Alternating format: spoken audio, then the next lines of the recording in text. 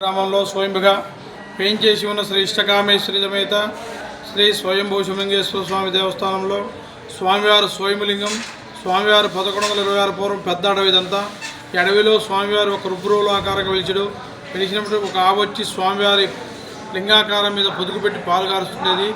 ఆ పశువుల కాపురైన గంగనమైన మంగనమైన యాదవరాజు చూసి ఏంది రాయికి పాలు కారుస్తుందనేసి స్వామివారి లింగాకారాన్ని తీసేసి కరెక్ట్గా ఆలయానికి కిలోమీటర్ దూరంలో వాయం వలన కిలోమీటర్ దూరంలో గొల్లకుంట బావి ఉంది. ఇప్పుడు కూడా ఆ గొల్లకుంట బావి దగ్గర పడేసి వచ్చారు.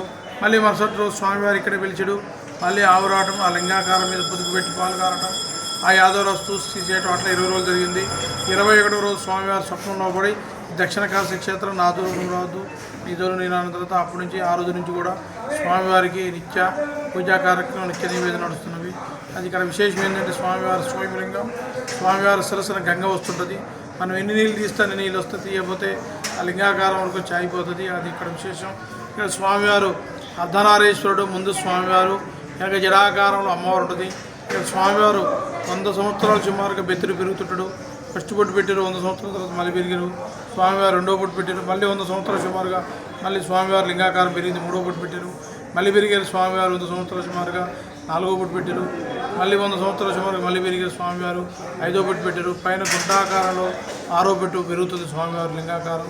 కింద మీకు ఎక్కడ శివలింగాకారం చూసినా కానీ మీకు మన మేలజరువులు ఉన్నట్టుగా ఉండదు. ఇక్కడ విశేషం ఏంటంటే పానుగొట్టం కింద బిల్ల కలిసి ఉంటుంది ఏ క్షేత్రంలో కానీ మన మేలజరువు క్షేత్రంలో ఇక్కడ మాత్రం మధ్యలో గ్యాప్ ఉంటుంది, ఎక్కడ కూడా ఉండదు. ఏ శివలింగాకారం కూడా ఇక్కడ కారు పంచులు అయితే జాకీ పెట్టలేకపోతే ఎట్లా పైకి లేస్తుంటుందో కింద బిల్ల సపోర్ట్ ఇచ్చుకుంటూ పానుగొట్టం సపోర్ట్తో స్వామివారి లింగాకారం పెరగటం విశేషం. ఈ ఏరియాలో సున్నపు మొత్తం క్వారీ ఉంది.